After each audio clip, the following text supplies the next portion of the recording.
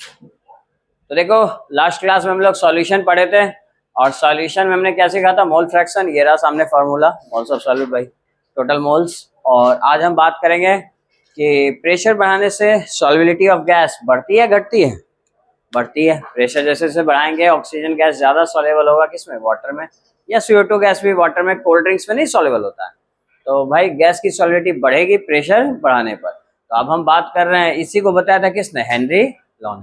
तो Henry law आपके exams में आता है, CBSE बोर्ड में 2 मार्क्स में ये क्वेश्चन पूछा जाता है। तो लिखिए इसका डिफिनेशन, लिखो पार्शियल प्रेशर ऑफ गैस, ऐसे करके लिख लो, solubility of partial pressure of gas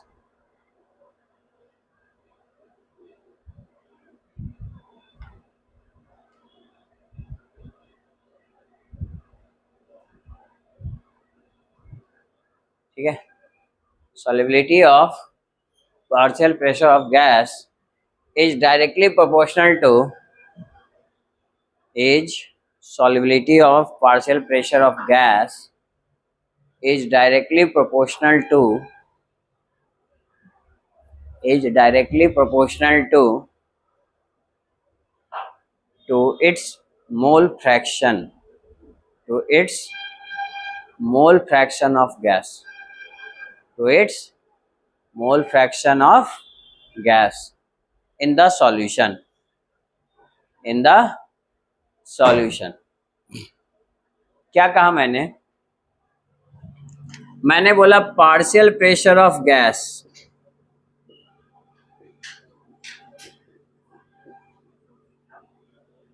देखो जी प्रेशर को P से डिनोट करता है तो P मान लीजिएगा, और गैस को ऐसे छोटा लिख दीजिए, इसको पढ़ता है पार्शियल प्रेशर ऑफ गैस। ये डायरेक्टली प्रोपोर्शनल होगा किसके, मोल फ्रैक्शन। मोल फ्रैक्शन का सिंबल क्या है, X। और बताइए यहाँ पे सॉल्यूट कौन है, गैस ना, तो मोल फ्रैक्शन ऑफ गैस की वो डायरेक्टली प्रोपोर्शनल होगा, यही वाला स्टेटमेंट। X आप समझ रहे हो ना, X क्या है, मोल फ्रैक्शन ऑफ गैस। अगर किसी को दिक्कत है तो बात इस बगल में ऐसा नाम लिख लिया करो, मोल फ्रैक्शन ऑफ गैस है ये। तो आप समझ ही रहे हो कि जैसे जैसे हम प्रेशर बढ़ाएंगे ज्यादा अमाउंट में गैस सॉल्युबल होगा तो मोल फ्रैक्शन बढ़ेगा, सॉल्यूट की मात्रा बढ़ने से मोल फ्रैक्शन की मात्रा बढ़ेगी। ठीक है, तो यही बात बताया किसने, हेनरी लॉ ने।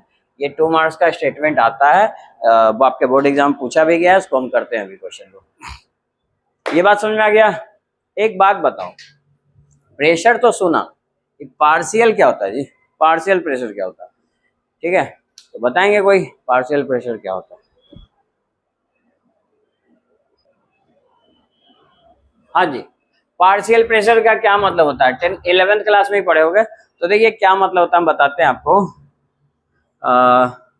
जैसे कंटेनर है, अगर खाली है तो इसके अंदर क्या है, कुछ तो फिल होगा, और वो क्या होगा, एयर होगा।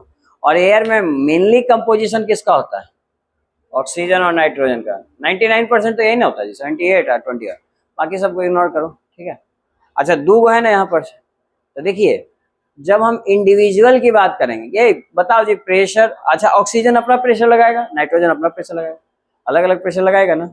तो इंडिविजुअल प्रेशर की बात करेंगे तो इसका मतलब किसकी बात करेंगे, partial pressure, partial pressure of oxygen.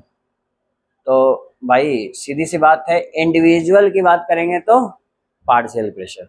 जैसे अगर PN2 लिखे हैं तो इसको क्या पढ़ोगे, आप ही पढ़ के बताओ, partial pressure of nitrogen, individual है ना, लेकिन अगर एयर बोलेंगे तो दोनों ना गया जी, जुड़ गया ना, तो ये क्या हो जाएगा मेरा, प्रेशर या टोटल प्रेशर। अंतर समझ में आया, टोटल प्रेशर और पार्शियल प्रेशर में आया समझ में।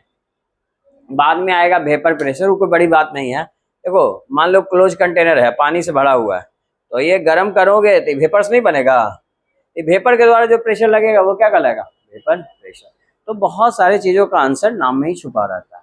जैसे कहा जाता है कि 96% CBSE बोर्ड का इस बार रिजल्ट हुआ, इसका मतलब हर बच्चे का 96% तो आया, मतलब ये हुआ कि 96% पास हुए हैं। और इंडिविजुअल की बात करेंगे तो सब अपना अपना परसेंटेज बताएंगे, किसी का 90 आ रहा है, किसी का 95 आ रहा है, किसी का 98 भी आ रहा है ना, किसी का 85 भी आ रहा है, किसी का उससे भी कम आ रहा है। तो ये हो गया इंडिविजुअल यानी कि पार्शियल प्रेशर। और टोटल प्रेशर तो आप समझ ही रहे हो, ओवरऑल प्रेशर। बोलो बात समझ में आती है? वेपर प्रेशर अगले में आएगा, तो आप वेपर प्रेशर का थोड़ा सा इंट्रोडक्शन मैंने दे दिया, तो आप यहां तक लिखिए पार्शियल प्रेशर के बारे में। तो आप लिख सकते हो, आप बनाने के लिए समझने के लिए लिख लो। पार्शियल प्रेशर क्या होगा? Individual pressure.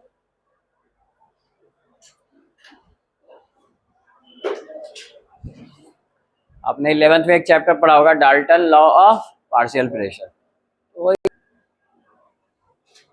हाँ जी, देखिए partial pressure directly proportional mole fraction of gas के, तो हम प्रोपोर्शनलिटी साइन को हटाएंगे, एक कांस्टेंट लाएंगे जिसको केएच बोलते हैं, और केएच का नाम क्या है? Henry, H for Henry constant, ठीक है। और ये इस पे आएंगे आपके फर्स्ट टाइप के न्यूमेरिकल, और ये देखिए एक सवाल हमने लिया है सीबीएसई बोर्ड का 2020 का।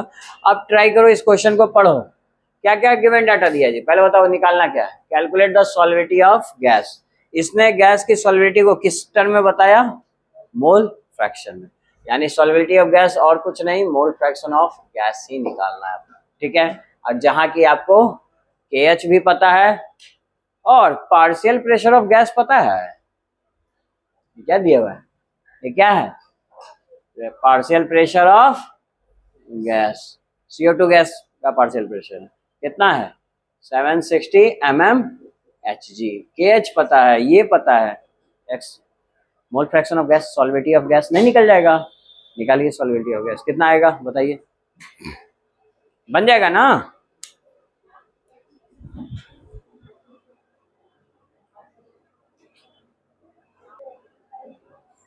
पहले एक बात बताइए, सॉल्विलिटी को जो CO2 गैस है यहाँ, हेनरी ने किस टर्म में बताया? मोल फ्रैक्शन के टर्म में, और मोल फ्रैक्शन हमें निकालना है। सॉल्विलिटी बोले तो मोल फ्रैक्शन, जब भी गैस की बात करें तो, ठीक है, हमेशा मोल फ्रैक्शन ही मानिएगा।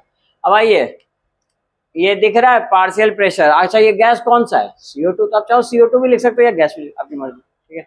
अच्छा यहाँ पे मोल फ्रैक्शन ऑफ गैस लिखो या XCO2 लिखो, बात एक ही है, ये निकालना है। फॉर्मूला क्या है? PCO2 इक्वल टू, यही ना निकालना है, इसको इधर भेज दो, इक्वल टू XCO2। बोलिए कोई दिक्कत? वैल्यू पुट कीजिए, ये कितना है? 760, और ये 1.25 into 10⁶ equal to mole fraction. तो बताइए मोल फ्रैक्शन ऑफ ये कितना आएगा? हाँ बोलो, 6.808 इंटू -6, अच्छा 4,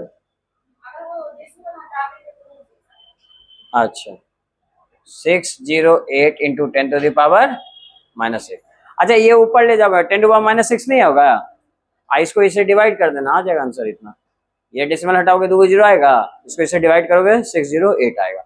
ये हो गया मोल फ्रैक्शन ऑफ क्या? गैस। इतना गैस सॉलेबल होगा वाटर में। आया बात समझ में? कोई दिक्कत? मुझे एक बात बताइए, वैल्यू अगर हम 1 से कंपेयर करें तो ये 1 से छोटी है बड़ी है? बहुत ही ज्यादा छोटी है ना। इस बात को हम बाद में यूज करेंगे, इसलिए हम आपको बताते चल रहे हैं। देखिए ये 10⁻6 का मतलब हो गया कि 608 पे 10⁻6 से डिवाइड कीजिए, मतलब ये डेसिमल कितने डिजिट पहले जाएगा? 6 डिजिट पहले जाएगा। अब बताइए, ये इसका मतलब तुम समझे कि जो सॉल्युबिलिटी गैस की होती है बहुत ही स्मॉल अमाउंट होता है एज कंपेयर टू सॉल्यूशन या सॉल्वेंट। वाटर के कंपेयर में बहुत ही स्मॉल अमाउंट होता है। ये बात ध्यान रखिएगा, क्वेश्चन बनाने से हम इसका यूज करेंगे, ठीक है। बोलिए, फिलहाल के लिए ये आपका आंसर सही है बिल्कुल, इसमें कोई दिक्कत नहीं ना? आपको समझ में आ गया ना कि फर्स्ट टाइप का न्यूमेरिकल हेनरी लॉ पे किस तरह का आएगा, ठीक है। हम सेकंड करें उसके पहले थोड़ी सी बात इसके बारे में भी कर लेते हैं। किसके बारे में? हेनरी लॉ के बारे में, हेनरी कांस्टेंट के बारे में। इसके बारे में बात नहीं ना की है कि हेनरी लॉ क्या होता है, तो लिखिए characteristics of Henry law.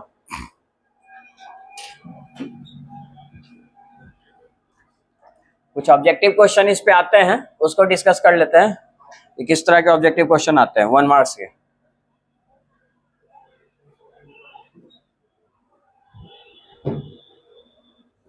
Heading दीजिए कैरेक्टरिस्टिक्स ऑफ हेनरी लॉ। मतलब प्रॉपर्टी हम बात करेंगे किसकी, हेनरी लॉ की नहीं, Henry constant, Henry constant KH।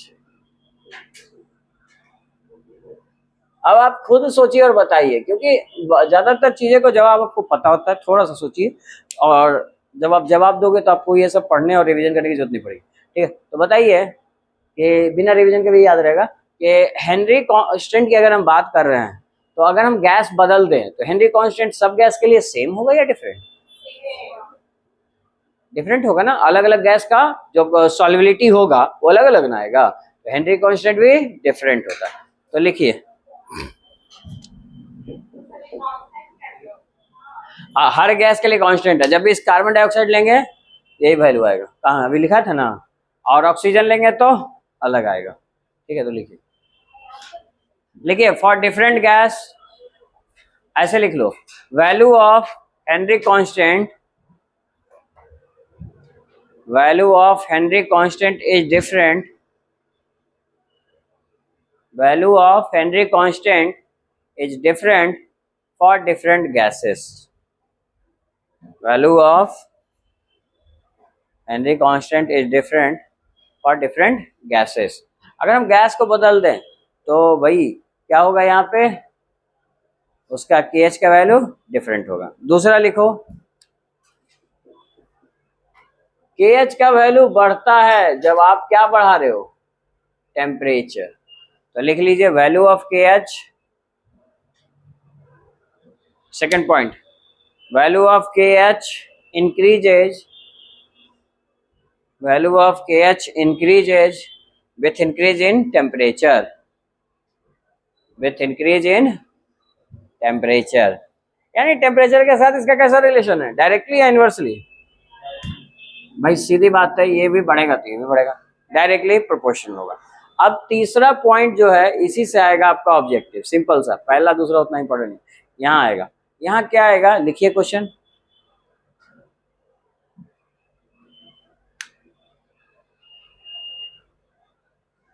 है ना, लिखिए higher the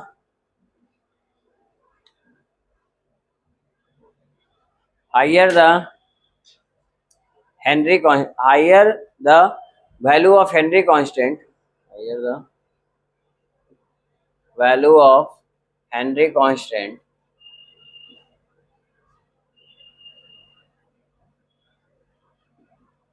comma, solubility of gas, solubility of gas will be, बताइए क्या होगा जी, decrease, increase, remain same, does not change, क्या होगा, इंक्रीज होगा। कितने लोग कर, डिक्रीज, कितने लोग डिक्रीज कर रहे हैं, आप अकेले, और कितने लोग इंक्रीज कर रहे हो,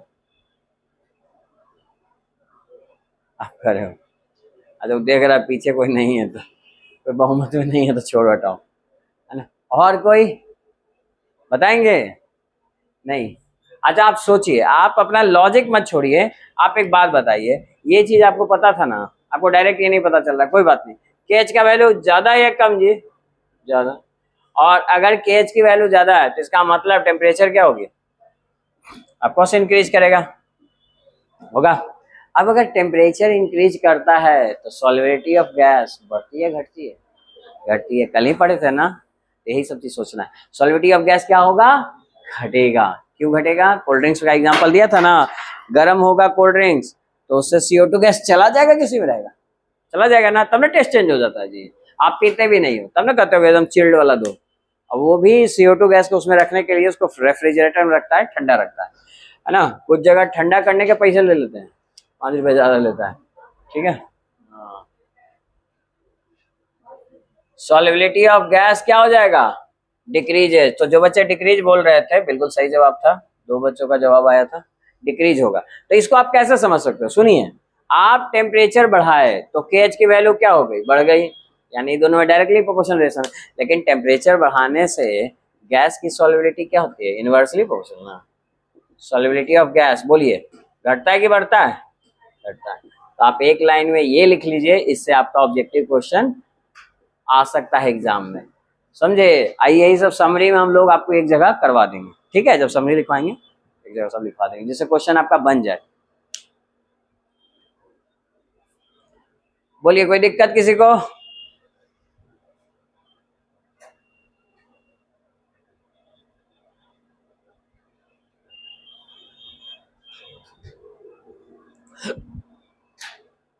एनसीईआरटी बुक दीजिए वाला क्वेश्चन। तो पहला इंपॉर्टेंट आपको पता है, गैस की सॉल्युबिलिटी बढ़ा सकते हैं, और किसमें हम बढ़ाने की कोशिश करते हैं? कार्बोनेटेड ड्रिंक, सॉफ्ट ड्रिंक्स जितना है। तो लिखो सॉल्युबिलिटी ऑफ CO2 गैस, पहला लिखो solubility of CO2 gas, solubility of CO2 gas, solubility of CO2 gas increases, solubility of किसका? solubility of gas, CO2 gas increases, किस में इंक्रीज करेंगे? इन कार्बोनेटेड ड्रिंक्स, देखो इन कार्बोनेटेड ड्रिंक्स, ठीक है? दूसरा यूज कहाँ होता है जी? देखो आप पानी के अंदर चले जाओ, यानी कि इनसाइड द सी, या फिर हिमालय पे, मतलब पहाड़ों पे चले जाओ, मतलब हाई एल्टीट्यूड पे चले जाओ, दोनों जगह जाओगे तो आपको पानी के अंदर जाते हैं ना, उसको स्कूबा डाइविंग कहते हैं। तो स्कूबा डाइवर के केस में ये चीज जानना जरूरी होता है, तभी स्कूबा डाइविंग पॉसिबल है, और जो स्कूबा डाइविंग के लिए इंसान जा रहा है उसको बचाया जा सकता है, ठीक है? उस पर कैसे खतरा आता है समझो। ये देखना, जाएगा तो एक सिलेंडर लेके जाता है, ठीक है? और सिलेंडर टैंक, एयर में क्या क्या मिक्सचर होता है जी? ऑक्सीजन साथ में नाइट्रोजन भी होता है, तो उसी तरह का मिक्सचर रखता है, क्योंकि 100% हम शुद्ध ऑक्सीजन भी नहीं ले सकते, वो भी प्रॉब्लम हमें करेगा, लंग्स पे इन्फेक्शन आ जाएगा, ठीक है? तो हमें नाइट्रोजन का मिक्सचर ही रहना चाहिए। तो यानी सिलेंडर में कौन कौन गैस मिक्स होता है? ऑक्सीजन और नाइट्रोजन। अब ध्यान से समझिए होता क्या है। जैसे आप समुद्र के बाहर हो ना, तो आप पे प्रेशर लो है या हाई? प्रेशर लो, क्योंकि एटमॉस्फेयर का प्रेशर है, पानी का तो प्रेशर नहीं ना है, तो प्रेशर यहाँ पे लो है ना, P फॉर प्रेशर, तो लो प्रेशर है, लिख देता हूँ लो प्रेशर। बोले कोई दिक्कत नहीं, यहाँ मजे से सब चीज ठीक था। लेकिन पानी के अंदर गए, समुद्र के अंदर जब चले गए, 10-12 मीटर अंदर ले जाते हो लोग, ठीक है? तो जब आप जाओगे तो क्या फील करोगे? आप पे प्रेशर क्या होगा? हाई हो जाएगा, बहुत हाई होता है प्रेशर, ठीक है? तो यहाँ पे प्रेशर हाई होता है, हाई प्रेशर। अच्छा, अगर हाई प्रेशर है तो यहाँ तो चलो ठीक है, यहाँ तो कट गया जिंदगी, क्योंकि पानी का ना प्रेशर है जी, तो प्रेशर हाई है। तो जैसे ही आप हाई प्रेशर में गए तो बोलिए, ऑक्सीजन तो सॉल्युबल है ब्लड में, क्योंकि ऑक्सीजन तो होता ही है, आप जानते ही हो, ऑक्सीजन तो मैं इनहेल करता हूं। लेकिन नाइट्रोजन कम सॉल्युबल था, लेकिन चूंकि प्रेशर बढ़ा दिया तो हम नाइट्रोजन भी किस में डिजोल्व हो गया? नाइट्रोजन गैस डिजोल्व हो गया किस में? Dissolve in blood. कहाँ डिजोल्व हो गया जी? ब्लड में, ठीक? नाइट्रोजन जिसकी जरूरत है नहीं, लेकिन चूंकि हाई प्रेशर हुआ तो वो क्या हो गया? डिजोल्व हो गया। अभी यहाँ लो प्रेशर है, हमें नाइट्रोजन डिजोल्व नहीं हो रहा ब्लड में, ठीक है? कि नाइट्रोजन नॉन रिएक्टिव उतना नहीं होता, आपको पता है, बहुत कम रिएक्टिव होता है, ठीक है? तो इसीलिए वो डिजोल्व नहीं हो रहा। लेकिन अगर प्रेशर बढ़ा दें, पानी के अंदर जाए, इसलिए ज्यादा पानी के अंदर हम लोग जा भी नहीं पाते, 10-12 मीटर बहुत हो गया। नीचे जैसे जैसे जाओगे तो बहुत ट्रेनिंग लेने के बाद जाना पड़ता है, हर कोई नहीं जा सकता, ठीक है? तो यहाँ पे जैसे ही जाओगे तो नाइट्रोजन गैस डिजोल्व हो गया ब्लड में, ठीक? अब आप सोचोगे दिक्कत क्या है? दिक्कत क्या है? पानी से बाहर तो आओगे, यहीं तो नहीं रहोगे, ठीक है? यहाँ से बाहर आए तो फिर से प्रेशर क्या हुआ? लो। अब वो नाइट्रोजन गैस जो वाटर में ब्लड में डिजोल्व नहीं था, वो तो बाहर निकलेगा, फ्लश आउट होगा। अब अगर नाइट्रोजन गैस फिर से लो प्रेशर पे आया, बाहर आ गया एट लो प्रेशर, तो नाइट्रोजन गैस बाहर निकलेगा। अब जैसे ही बाहर निकलेगा, ये गैस ना है जी, जैसे हम सॉल्यूशन में फूंक मारते हैं साबुन में, नहीं बबल्स क्रिएट होता है। तो नाइट्रोजन गैस जैसा ही निकलेगा तो क्या करेगा, क्रिएट बबल्स। जिसे को मेडिकल, बबल्स कहाँ जमा होंगे, जितने ज्वाइंट्स है ना वहां पे जमा होंगे, जिसको मेडिकल टर्म में बेंड कहते हैं। अच्छा, इसके बनने से क्या परेशानी है, इसके बनने से ये परेशानी है कि वो यहाँ अगर ज्वाइंट पे आके बन चुका है तो वो ऑक्सीजन की सप्लाई को रोक देगा। अब इधर से इधर ऑक्सीजन नहीं जाएगा तो आपको कैसा फील होगा, लगे काम ही नहीं कर रहा है ना। ब्लड का सर्कुलेशन जहां तक होता है हमारे ह्यूमन बॉडी में, वहीं तक हमें दर्द का एहसास होता है, पेन फील होता है। नहीं तो बाल और नाखून जितना काट लो कोई फील होता है, क्योंकि वहां पे ब्लड का सेंसेशन नहीं है। हाँ, कहोगे कभी अंदर तक कटी है तो वहां दर्द होता है, क्यों, क्योंकि वहां पे ब्लीडिंग आने लगती है।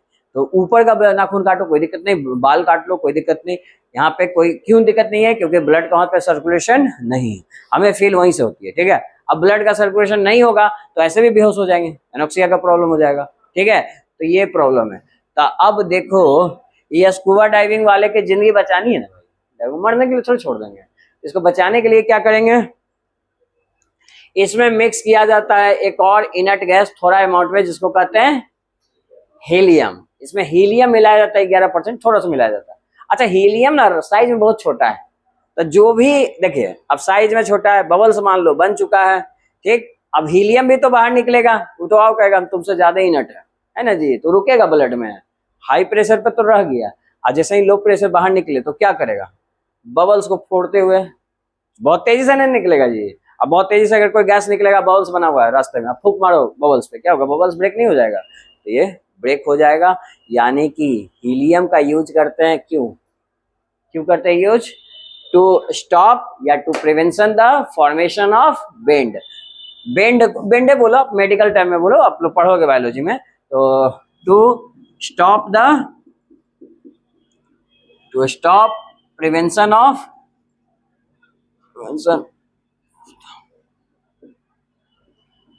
फॉर्मेशन ऑफ बबल्स कह लो या बेंड कह लो, बात वही है। तो अब अगर बेंड नहीं बना तो कोई दिक्कत होगा नहीं ना, तो आप स्कूबा डाइविंग आसानी से कर सकते हो, कोई प्रॉब्लम नहीं होती। आया बात में, या कोई भी जाएगा वहां पे तो उसे प्रॉब्लम नहीं होगी, कोई दिक्कत, समझ में आया, ठीक। तो आप ये लिख लो कि आप इतना नहीं लिखना है, ये तो हम आपको समझाने के लिए बताए, आप तो खाली आप इंपॉर्टेंस बताओगे ना, तो अब इंपॉर्टेंस किसके लिए, it is use in scuba diving, बस इतना लिखना है, एक्सप्लेनेशन आपके जानने के लिए, तो आप लिखना 2 नंबर में इतना थोड़ा लिखना।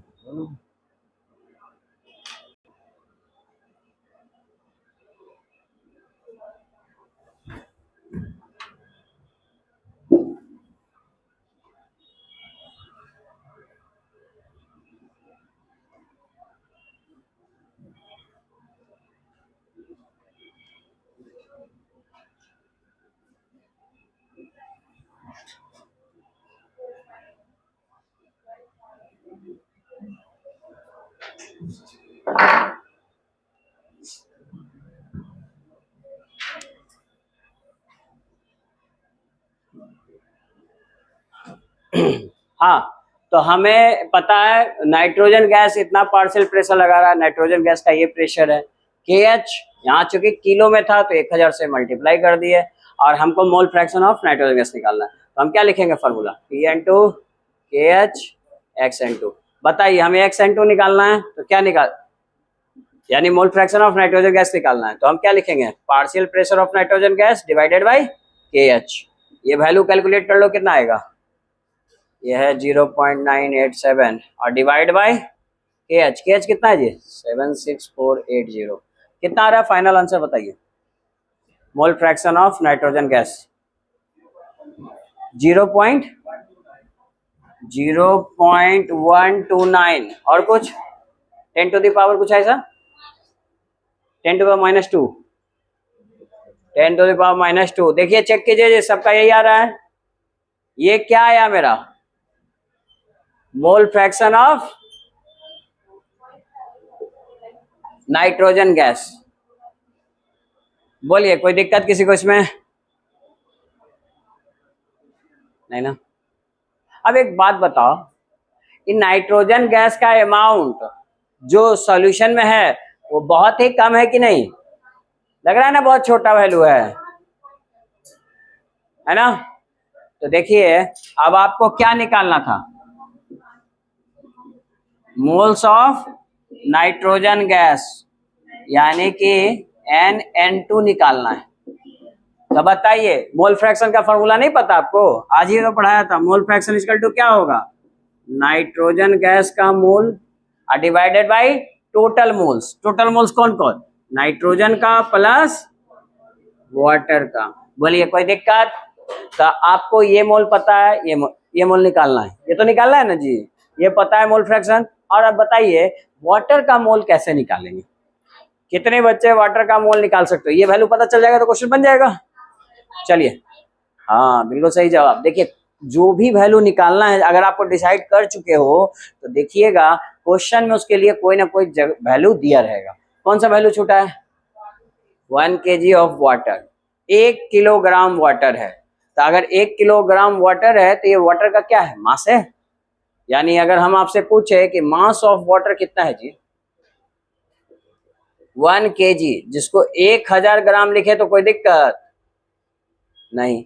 अच्छा वाटर का ये फार्मूला होता है जिसको कि 1 kg ऑफ वाटर बोल सकते हो, मास ऑफ वाटर।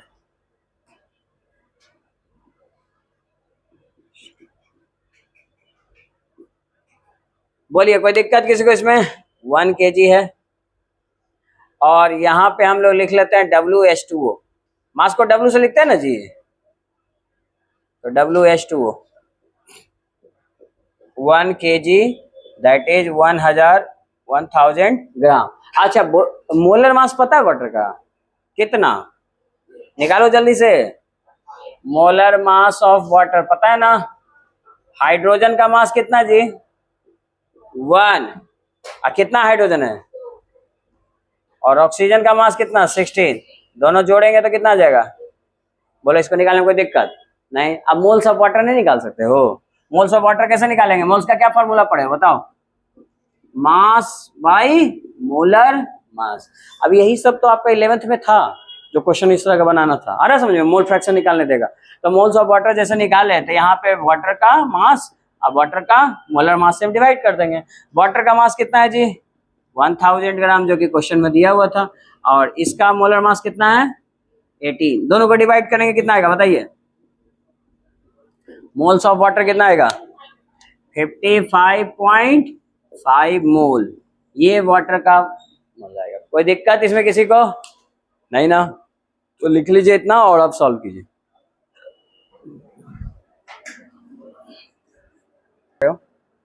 देखिए होगा क्या, जब आप ये वैल्यू निकाले और आपके पास मोल फ्रैक्शन ऑफ नाइट्रोजन भी है। एक बात बताइए, for dilute solution, for dilute solution, dilute solution का मतलब क्या कि सॉल्यूट की मात्रा बहुत ही कम होगी और सॉल्वेंट की मात्रा बहुत ज्यादा।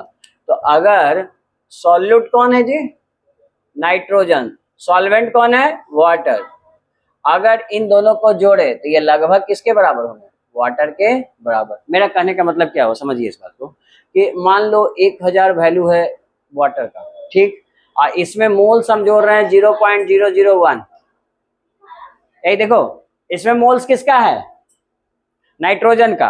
तो चूंकि ये वैल्यू बहुत छोटी है, इसको जोड़ोगे भी तो क्या आएगा, ये आएगा। क्या इसको हम 1000 नहीं मान सकते हैं, तो वही चीज कह रहा हूं कि हमेशा यही अप्लाई करना, कि कैलकुलेशन आसान हो जाएगा इसमें, ठीक है, नहीं तो कैलकुलेशन फालतू का लंबा जाएगा।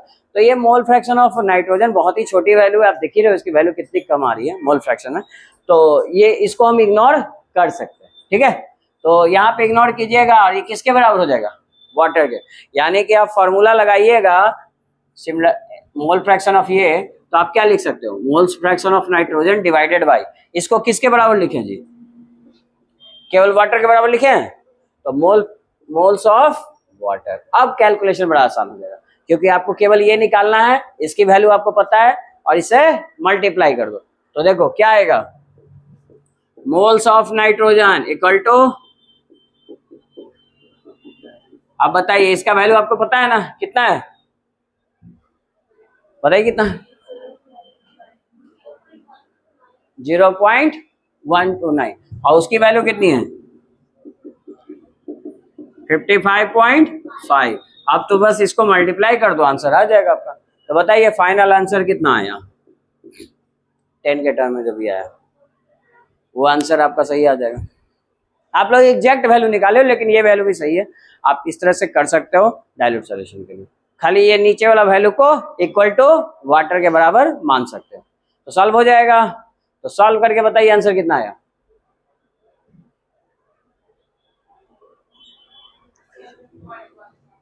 मैं बता देता हूं आंसर कितना है।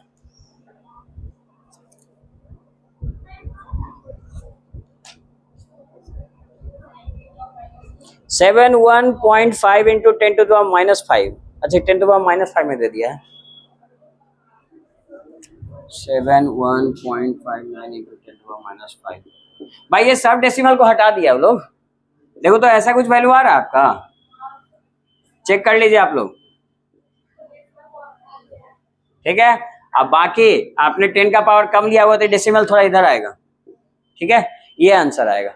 यूनिट क्या होगा, क्या निकाल रहे हो, मोल्स ना, यूनिट मोल होगा।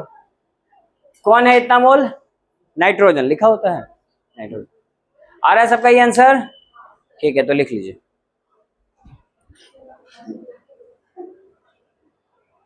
ये फर्स्ट टाइप का ही न्यूमेरिकल है, कोई दूसरा टाइप नहीं है, क्योंकि आपको जैसे ही आपने इसको डिवाइड करके मोल फ्रैक्शन निकाला, अब मोल फ्रैक्शन से मोल्स ऑफ नाइट्रोजन गैस यानी सॉल्यूट भी निकाल सकते हो, क्योंकि ये पता है और ये भी पता है, तो इसको इग्नोर कर सकते हो कि वाटर के रिस्पेक्ट में ये नेग्लिजिबल है, तो आप इसको ये फॉर्मूला यूज कीजिए इसके जगह पे, और आपको ये निकालना है, ये दोनों पता है तो वैल्यू पुट कीजिए, आंसर आ गया।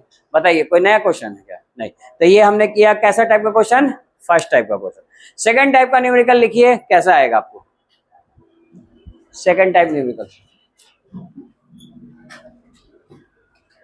दो ही तरह के क्वेश्चन आते हैं हेनरी लॉ से, ज्यादा न्यूमेरिकल नहीं आते इससे, तो सेकंड टाइप का करते हैं। सेकंड टाइप कैसा आएगा,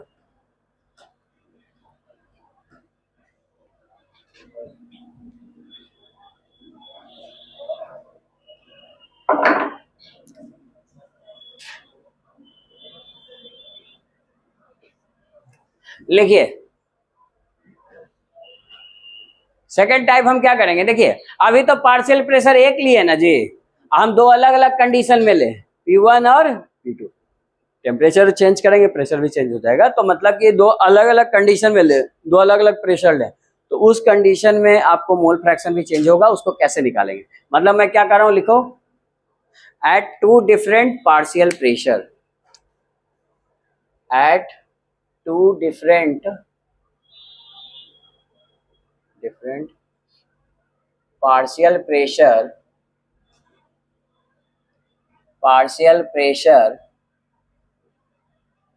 ऑफ किसका जी, गैस का ना बात करेंगे इसमें।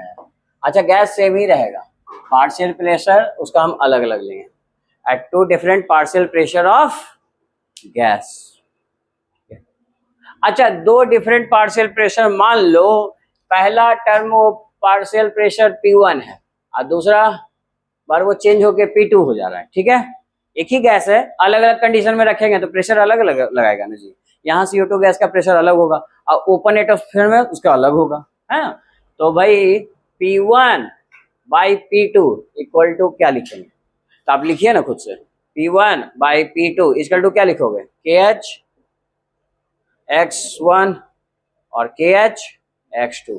भाई हेनरी कांस्टेंट तो सेम गैस के लिए तो सेम ही ना होगा, मतलब यहाँ पे CO2 गैस है तो दोनों के लिए CO2 गैस, तो एक KH कट गया तो क्या आएगा, X1 बाई X2। बोलो कोई दिक्कत। अच्छा इसको और बदलो, मोल fraction of X1 by X2 है, मोल फ्रैक्शन को क्या लिख सकते हो, N1 बाई वही सॉल्वेंट, या आप वही लिख लो, चलो N1 प्लस N2, और नीचे भी क्या लिखोगे, N2 by total moles N1 plus N2, ये दोनों नहीं कट जाएगा जी, तो फिर क्या आ जाएगा N1 बाई N2, यानी कि दो डिफरेंट में N1 बाई N2 भी यूज कर सकते हैं।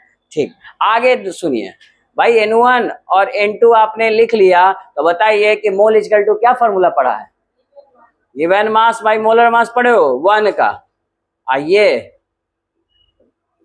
2 का, लेकिन यहाँ पे मोलर मास सेम आएगा। क्यों आएगा सेम, क्योंकि यहाँ पे जो गैस है वो कैसा गैस है, सेम गैस है। मान लो दोनों CO2 गैस है, CO2 का मोलर मास यहाँ भी 44, यहाँ भी 44, तो बोले कट नहीं जाएगा, यानी कि ये किसके बराबर हो जाएगा, W1/W2।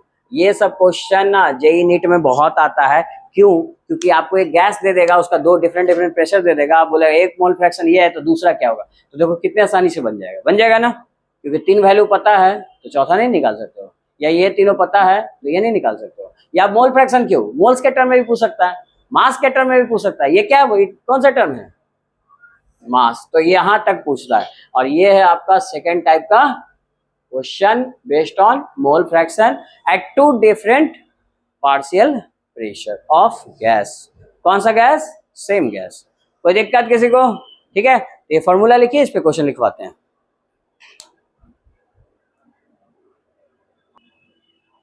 देखिए क्वेश्चन को थोड़ा पढ़ना सीखिए। Partial pressure of ethane gas, कौन सा गैस है इस बार, इथेन गैस, उसका पार्शियल प्रेशर। अगर कोई इथेन गैस का सॉल्यूशन है, क्या जी, इथेन गैस का सॉल्यूशन, उसका मास कितना, इथेन गैस का मास, अच्छा कैसे पता ही मास है, ग्राम दिया ना यूनिट जी, तो मास को किससे डिनोट करते हैं, W से।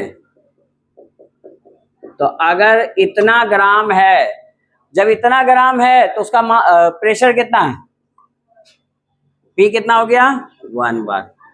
अब बताइए, अब सुनिए, पहला बार ध्यान दो इधर, पहला बार सॉल्यूशन में इतना ग्राम इथेन था, तब कितना प्रेशर था, 1।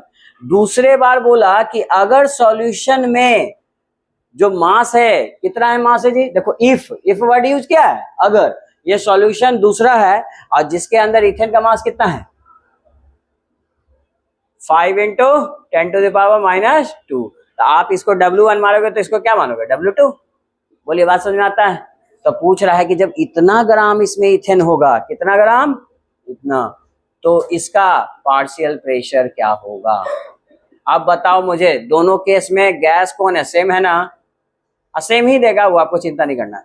तो कौन सा फॉर्मूला लगाएंगे, हमको पता है, ये देखो ये फॉर्मूला लगा लेंगे, P1/P2, मास के टर्म में W1/W2, ये पता है, ये पता है, P1 पता है, P1 पता है, तो P2 नहीं निकल जाएगा, नहीं ना निकालना है, तो P2 = क्या लिखेंगे बोलो, इसको इधर भेज दो, P1 × W2/W1, इसको इधर भेज देंगे। आ रहा समझ में? अब सारी वैल्यू पुट करो, आंसर आ जाएगा, इसमें क्या ही बड़ा क्वेश्चन था, समझ में आया? तो एक्चुअली क्वेश्चन आसान ही था, बस आपको लैंग्वेज पढ़ के इस तरह से लिखने आना चाहिए। 1-2 बार प्रैक्टिस करो, खुद ब खुद आ जाएगा। बार बार कर रहा हूँ, केमिस्ट्री का क्वेश्चन बहुत ही आसान होता है, सब सब्जेक्ट के कंपेयर में बहुत आसान होता है, बस केवल है लैंग्वेज पढ़िए, क्वेश्चन गिवन डाटा लिख लिए, काम खत्म। फिर क्या लगाना है, फॉर्मूला, तो लगाइए फॉर्मूला, बताइए आंसर कितना होगा, P1 का कितना होगा जी वैल्यू, P1 1, W2 कितना, 5 × यह ना W2, अच्छा W1 कितना, 6.56 × 10⁻², ये दोनों कट नहीं किया जी, 5/6 कितना आ जाएगा ये आंसर, 5, ये हटाना दो डेसिमल, तो कितना आ जाएगा, 500/656, आप कर लीजिए इसको डिवाइड, कितना आ रहा है, 0.7 समथिंग आ रहा है, 7.4, ये बिल्कुल सही आंसर है। बोलिए कोई दिक्कत, आप समझे क्वेश्चन क्या कह रहा है, क्वेश्चन क्या कह रहा है एक बार सुनिए। क्वेश्चन ये कह रहा था कि पहला सॉल्यूशन में अगर मास इथेन का इतना है तो उसमें प्रेशर कितना आ रहा है, 1 बार। अगर यही मास हम बदल के 5 × 10⁻² यानी घटा दिए, तो बताइए प्रेशर क्या होगा, तो प्रेशर कितना हो जाएगा, 0.74। अब प्रेशर का यूनिट क्या लिखेंगे बोलो, बार। आ रहा है समझ में? अच्छा एक बात बताओ, सॉल्यूशन के अंदर जो गैस का अमाउंट है वो हमने क्या किया, घटा दिया, तो प्रेशर घटेगा कि बढ़ेगा, गैस पहले एक मतलब मान लो कि पहले गैस 100 ग्राम डिजोल्व था, ठीक है, 100 ग्राम डिजोल्व था, ठीक है, तब कुछ प्रेशर था, मान लो 1 से था। अब अगर हम 100 ग्राम के जगह 10 ग्राम गैस डिजोल्व है, तो प्रेशर, मेरा क्वेश्चन है प्रेशर बढ़ेगा या घटेगा, घटेगा, सॉल्युबिलिटी घट गई ना, तो वही तो देखो ना, आंसर मैच करो आप। ये सब चीजें आप रियलाइज करोगे जब क्वेश्चन बनाओगे तब। देखो पहले गैस ज्यादा था, ये अरे ये तो ये दोनों कटे ना गया जी, कहाँ गया ये 5 और 6 में कौन बड़ा 6, तो ये बड़ा है तो यहाँ पे प्रेशर देखो ज्यादा नहीं आ रहा इसका प्रेशर कितना है 1, क्योंकि ये वैल्यू बड़ी है। और जैसे ही वैल्यू घटा तो प्रेशर भी जो आएगा वो कम आएगा, और कम आया है कि नहीं आया। तो ये सब चीजें आप रियलाइज करोगे जबकि मेरा निकाला हुआ क्वेश्चन सही आंसर है कि नहीं। जैसे कुछ बच्चा 1 पॉइंट समथिंग लाया तो आपको लगेगा अरे मास जब घट रहा है तो प्रेशर भी घटना चाहिए। तो ये सब चीजें रियलाइज होगा जब आप क्वेश्चन कर करके सीखोगे तब। आ रहा है समझ में। इस तरह से क्वेश्चन बनाइएगा, एनसीईआरटी बुक में भी ये क्वेश्चन दिया हुआ है, तो मैं आपको होमवर्क में दे देता हूँ ये क्वेश्चन, लिखिए होमवर्क नेक्स्ट क्लास के लिए। HW from NCERT book. Henry law पे दोनों समझ में आ गया। इसी तरह x1 x2 भी पूछ सकता है, ठीक है। देखिए क्वेश्चन नंबर 13 कीजिएगा और 35 कीजिएगा, 2 ही क्वेश्चन दे रहा हूं। देखो ज्यादा क्वेश्चन होमवर्क में नहीं है कि आप बहुत ज्यादा परेशान होंगे, आप रिवाइज कर लीजिए आधा घंटे में और 2 क्वेश्चन बना लीजिए, ठीक है। अच्छा एक बात बताओ, मोल फ्रैक्शन हेनरी लॉ किसके बारे में बताए जी? जो सॉल्युबिलिटी होगी गैस की उस किसके टर्म में बताए? मोल फ्रैक्शन के टर्म में बताए कि भाई सॉल्युबिलिटी और प्रेशर बढ़ाएंगे तो मोल फ्रैक्शन ऑफ गैस भी क्या होगा, बढ़ेगा कि घटेगा? बढ़ेगा। हेनरी कांस्टेंट आया तो हेनरी कांस्टेंट किसके साथ बढ़ता है? टेम्परेचर के बढ़ने के साथ बढ़ता है, यानी कि अगर टेम्परेचर बढ़ रहा है तो सॉल्युबिलिटी घटेगी गैस की। और पहला फॉर्मूला क्या आ गया? P = KHX, और दूसरा आपके सामने है जब 2 डिफरेंट होगा P1/P2 तो ये होगा। अब बाकी इंपॉर्टेंस ऑफ हेनरी लॉ आप पढ़ चुके हो, स्कूबा डाइव में यूज करेंगे, एट हाई एल्टीट्यूड यूज करेंगे, और कार्बोनेटेड ड्रिंक्स में भी सॉल्युबिलिटी पता करने के लिए यूज करेंगे। हेनरी लॉ खत्म हो गया। तो आज हमने खत्म किया गैस जब हम लिक्विड में मिला रहे थे, कल से हम लोग क्या मिलाएंगे? लिक्विड को लिक्विड में। अब वहां एक साइंटिस्ट आएंगे रॉल्स लॉ, उससे भी क्वेश्चन बहुत आता है, तो हम कल करेंगे।